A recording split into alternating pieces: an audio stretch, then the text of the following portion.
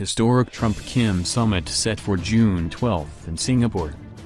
Donald Trump on Thursday revealed his historic summit with Kim Jong-un, the first ever between a sitting U.S. president and a North Korean leader, will take place in Singapore on June 12. The location and date of the landmark meeting were announced in a presidential tweet just hours after Trump welcomed to the United States 3 American prisoners released by Pyongyang. "We will both try to make it a very special moment for world peace," Trump wrote. The talks, which are expected to last one day, are set to focus on North Korea's rapidly advancing nuclear and ballistic weapons programs. "I think it will be a big success," Trump said as he boarded Air Force One, on his way to a political rally in Indiana. U.S. officials said the release of Americans Kim Hak-song, Tony Kim and Kim Dong-chul removed a major obstacle to the summit, providing Trump with some tangible evidence that his twin-track policy of engagement and maximum pressure was working. "We're not under any illusions about who these people are. We know who we are dealing with here," said Victoria Coates, of the National Security Council. "But we got, up front, our people home." Neutral setting - The United States and North Korea are technically still at war. A stopgap armistice ended the brutal 3-year Korean War in 1953, and around 30,000 American troops remain in neighboring South Korea, which the U.S. supported in the conflict.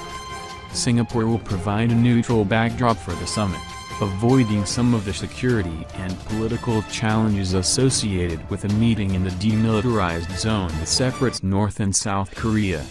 The Southeast Asia city-state has long acted as a bridge between the United States and China, with successive prime ministers offering Oval Office occupants their cherished geopolitical counsel.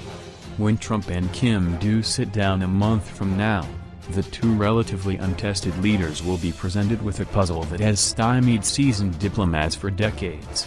A series of U.S. administrations have sent envoys, both official and unofficial, to Pyongyang in the hope of stopping North Korea's provocative nuclear weapons program.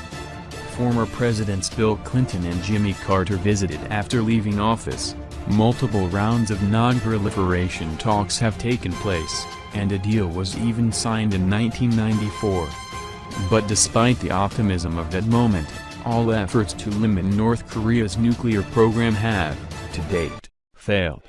And more than 2 decades and multiple provocative weapons tests after the last accord, the threat from Pyongyang has only grown. The country is now believed to be on the cusp of developing an intercontinental ballistic missile that could deliver a nuclear warhead to the U.S. mainland. Trump has vowed that he will not let that happen and has demanded that North Korea give up its nukes. Cautious optimism - So far, the North Korean regime has made vague pledges to denuclearize but has not spelled out what that means, when it would happen or how it would be implemented. In North Korea's bombastic rhetoric, denuclearization has, for years, been a byword for U.S. troop withdrawals from South Korea and an excuse for stalling. Hardliners in the North are believed to see possession of a nuclear weapon as the only guarantee against U.S.-led efforts to topple Kim's regime. Coates said there were no preconditions for the talks, which could yet include other regional leaders such as the South Korean president, but concrete steps would be welcome.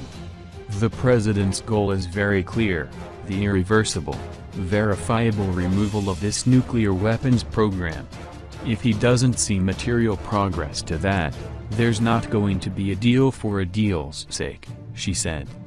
Coates said that North Korea handing over details about its existing program would set us up with a greater chance of success, anything that they would like to do, but we haven't been signaling preconditions up until this point.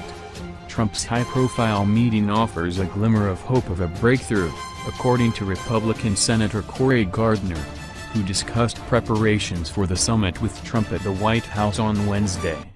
"This is a moment for cautious optimism," Gardner told AFP.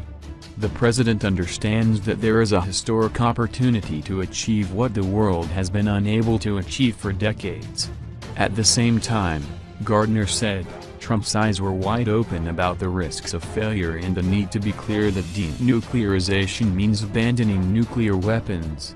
As of last night, there was no nuance in terms of denuclearization, he said. But before any technical talk about reprocessed fuel rods, separated plutonium or spent fuel removal, Trump will want to answer one basic question: whether North Korea wants to change. This is the key test, said Gardner. I think that if Kim Jong-un wants to find relief from maximum pressure and be welcomed back to the table of recognized global leadership, it's the only path he has. Since the foundation of North Korea in 1948, the country has endured war and struggled to balance rival Soviet and Chinese spheres of influence. Decades of financial stagnation, international sanctions, mass starvation and industrial-scale human rights abuses followed. The road we have been down is well-traveled and it's never ended well.